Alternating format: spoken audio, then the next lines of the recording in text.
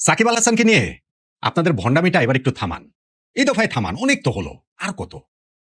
সাকিবের ভক্ত সমর্থকদের আবেগকে জিম্মি করে প্রতারণার যেই খেলাটা আপনারা খেলছেন, সেই খেলাটা এই দফায় একটুখানি ইস্তফা দেন। আর কি কিছু বলার আছে? নাকি এখনো বলবেন যে পাকিস্তানের বিপক্ষে সিরিজের মধ্যেও যদি কোনো কিছু হয়ে যায়, তাহলে সাকিবের বাংলাদেশে আবার খেলার সম্ভাবনাটা এখনো আমরা উড়িয়ে দিতে পারছি না। যেহেতু পাকিস্তানের বিপক্ষে সিরিজের ৩টা ম্যাচ ১১ তারিখ, ১৩ তারিখ, ১৫ তারিখ, যদি সাকিবের ক্লিয়ারেন্স ১০ তারিখ পাওয়া যায়, তাহলে প্রথম থেকেই সাকিবকে পাওয়া যাবে। যদি ১২ তারিখে পাওয়া যায়, তাহলে ১৩ তারিখের ম্যাচে সাকিব খেলাবো। এমনকি যদি ১৪ তারিখে পাওয়া যায়, ১৫ তারিখের ম্যাচে সাকিবকে খেলাবো। এগুলো ছাড়েন না। অনেক তো হলো না? মানুষের সাথে অনেক প্রতারণা করলেন না? মানুষের সাথে অনেক ভণ্ডামি করলেন না? মানুষ তো এগুলো এখন বোঝে। সমর্থকদের একটা আবেগ রয়েছে, পাগল পাড়া একটা আবেগ রয়েছে এবং একটা প্রত্যাশার জায়গা রয়েছে। সেই কারণে তারা বারবার বোকা হয়। তারা বারবার ওই ফাঁদে পা দেয়। এই যে পাকিস্তানের বিপক্ষে ওয়ানডে সিরিজে সাকিব আল হাসানকে দেখা যাবে, সেই জন্য বাংলাদেশ ক্রিকেট বোর্ড তোড়জোড় শুরু করে দিয়েছিল। তারা যে হচ্ছে কি সাকিবকে খেলিয়ে দিচ্ছে, একের পর এক এরকম কথাবার্তা তারা বলছে। মিডিয়াতেও একের পর এক নিউজ আপনারা দেখতে পেয়েছেন যে কনফার্ম সাকিব ১১ তারিখের ম্যাচে খেলবেন, কনফার্ম সাকিব ৯ তারিখে বাংলাদেশে চলে আসবেন, কনফার্ম মার্চ মাসের শুরুতে চলে আসবেন।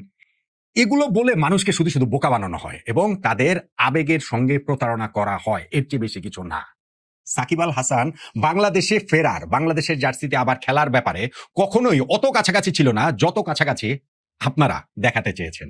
আজকে যখন পাকিস্তানের বিপক্ষে ওই ৩ ম্যাচের ওয়ানডে সিরিজের জন্য বাংলাদেশের স্কোয়াড ঘোষণা করা হয়েছে, সেই স্কোয়াডটাতে যখন সাকিব আল হাসানের নাম নাই এবং সেটা নিয়ে যখন কোনো কথাবার্তাও নাই, আমাদের সিলেকশন প্যানেলের প্রধান যিনি গাজী আশরাফ হোসেন লিপু ভাই, তারও কোর্ট নাই, অন্য কারো কোনো কথাবার্তা নাই, তখন আসলে ওইটাই মনে হয় যে মানুষ সবসময়, আমাদের দেশের মানুষগুলো, এই যে ক্রিকেট পাগল মানুষগুলোকে বোকা পেয়ে সবাই মিলে তাদের আবেগের সঙ্গে মজা নেয়, প্রতারণা করে। শুধুমাত্র তাদেরকে একটু হাওয়া দিয়ে দিয়ে দিয়ে দিয়ে একটুখানি একটা জায়গা পর্যন্ত নিয়ে যায় যে সাকিব আল হাসান বাংলাদেশের হয়ে খেলছেন, বাংলাদেশে ফিরছেন।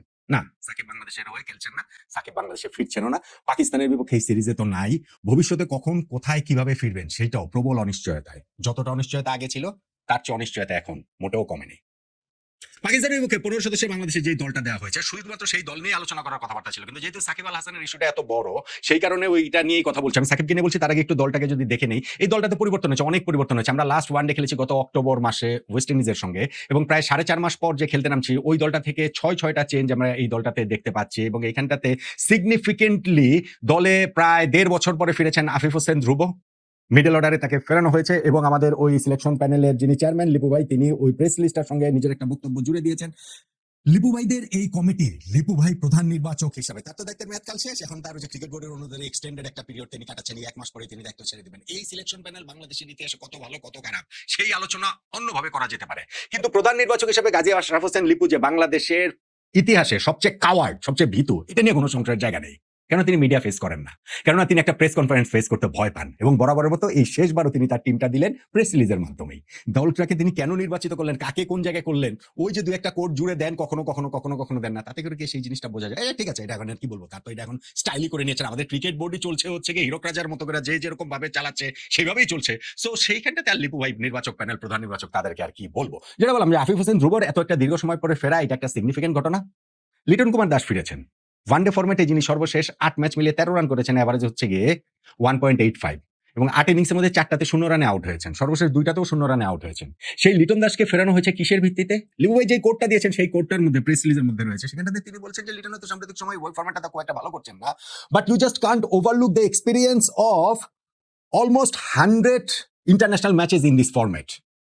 যে এই ফরম্যাটে প্রায় ১০০টা যে ইন্টারন্যাশনাল ম্যাচ লিটন দাস খেলছেন, সেইটাকে ওভারলুক আপনি করতে পারেন না। আচ্ছা, লিটনকে যখন আপনারা লাস্ট বাদ দিয়েছেন, তখনও লিটন ৯৫টা ইন্টারন্যাশনাল ম্যাচে খেলেছিল। তারপরে তার ইন্টারন্যাশনাল এক্সপেরিয়েন্স একটা ম্যাচের জন্য বাড়ে নাই এই ফরম্যাটে। তখন বাদ দিয়েছিলেন কেন? লিটনকে ফেরাতেই পারেন, কোনো অসুবিধা নাই। বাংলাদেশের যেই টিম, সেইখানটাতে তুলনামূলক কম খারাপ কে, সেইভাবেই টিম সিলেকশনে কে বেশি ভালো সেইভাবে না। সো লিটনকে ফেরাতে পারেন, কিন্তু যদি এটার ব্যাখ্যা হিসাবে আপনি অফিসিয়াল প্রেস রিলিজের চিফ সিলেক্টর দেয় যে এটা ওভারলুক করা সম্ভব না, অলমোস্ট 100 ইন্টারন্যাশনাল ম্যাচ যে এই ফরম্যাটে খেলেছে, তার এই এক্সপেরিয়েন্সটাকে, তার এক্সপেরিয়েন্স তো একটা ম্যাচও বাড়েনি, লাস্ট যেবার বাদ পড়েছেন তারপরে, তাহলে তখন বাদ দিয়েছিলেন কি কারণে? কে দিবে এই প্রশ্নের উত্তর? যাই হোক, লিটন ফিরেছেন, সেটাও একটা সিগনিফিকেন্ট একটা জায়গা। আর গত সিরিজের সেই দলটা থেকে জাকের আলী অনেক, শামীম পাটোয়ারি, নুরুল হাসান সোহান, নাসুম আহমেদ, এরা হচ্ছে গিয়ে বাদ পড়েছেন ইনজুরির কারণে। তানজিম সাকিব, হাসান মাহমুদ তারা নেই। আমাদের যে ১৫ সদস্যের দলটা দেওয়া হয়েছে, লিটন দাসকে অবশ্যই এখানে মিডল অর্ডার ব্যাটসম্যান হিসেবে নেওয়া হয়েছে, সেটা বলা হয়েছে। আমাদের 15 সদস্যের দলটাতে আছেন তানজিদ হাসান তামিম, সাইফ হাসান, সৌম্য সরকার, নাজমুল হোসেন শান্ত, লিটন দাস, তাওহিদ হৃদয়, মাহিদুল ইসলাম অঙ্কন, আফিফ হোসেন ধ্রুব, মেহেদী হাসান মিরাজ, তানভীর রয়েছেন হচ্ছে গিয়ে স্পিনার, রিশাদ হোসেন, মুস্তাফিজুর রহমান, তাসকিন আহমেদ, শরীফুল ইসলাম এবং নাহিদ রানা। এই হচ্ছে গিয়ে মোটা দাগে আমাদের স্কোয়াড, যেখানে 8 জন প্রপার ব্যাটসম্যান, 7 জন বোলার, তার মধ্যে হচ্ছে গিয়ে 3 জন স্পিনার, 4 জন পেস বোলার।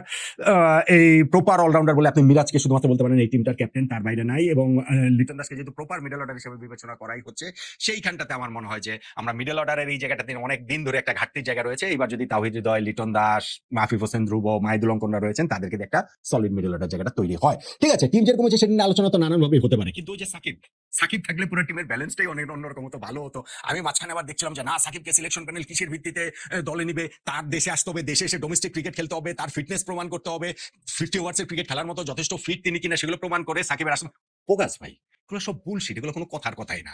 সাকিবের যদি রাজনৈতিক সিগন্যাল থাকে, গ্রিন সিগন্যাল, তাকে দেশে আসার মামলা মোকদ্দমার বিষয়, তাহলে সাকিব আসবেন, সাকিব আসলে সাকিব খেলবেন, সাকিবকে দলে নেওয়া হবে। কিন্তু ওই গ্রিন সিগন্যাল কখনো ছিলই না। অথচ আমাদের ক্রিকেট বোর্ডের তরফ থেকে গলা উঁচু করে বারবার বলেছে, এবং কোন দিন বলেছে আপনি খেয়াল করে দেখুন। আমি তখন থেকেই বলছি, যেই দিন বাংলাদেশ টি-20 ওয়ার্ল্ড কাপ থেকে ছিটকে গেল, খেলা হলো না আমাদের, অফিসিয়ালি আমরা আউট হয়ে গেলাম, সেই দিন সাকিবের কথাটা বাজারে ছেড়ে দেওয়া হলো। এবং তারপরে ক্রিকেট বোর্ডের এক বাগাড়ম্বর পরিচালক জনাব আসিফ আকবর বকেই যাচ্ছেন সাকিবের কথা, যে মনে হচ্ছে সাকিবকে আনার মহান দায়িত্ব তিনি নিয়ে নিয়েছেন। এখন যে সাকিব আসলেন, এখন কি বলবেন?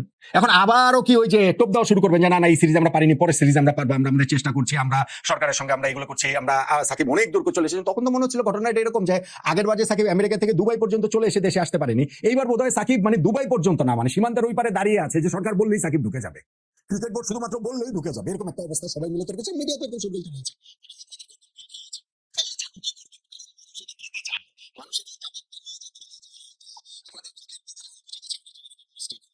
বুঝে গিয়েছে। আমি বলছিলাম, আমি আগে অনেকবার অনেকেই সাকিব এসে অনেক আলোচনা করেছি না, এবার কিন্তু আমি সাকিব নিয়ে খুব বেশি আলোচনা করিনি। শুধু আমি একটা ভিডিওতে বলেছিলাম যে যেরকম নিশ্চিত আপনারা মনে করছেন সাকিব আসছেন, ওরকম সাকিবের নিশ্চয়তা নেই। কিন্তু আমি অনেকবার অনেক ভিডিওতে বলেছি যে সাকিবকে নিয়ে সবাই যেটা করেন সেটা হচ্ছে গিয়ে স্রেফ ভন্ডামি, স্রেফ সাকিবের নামটা বিক্রি করেন, স্রেফ সাকিবের আবেগটা বিক্রি করেন।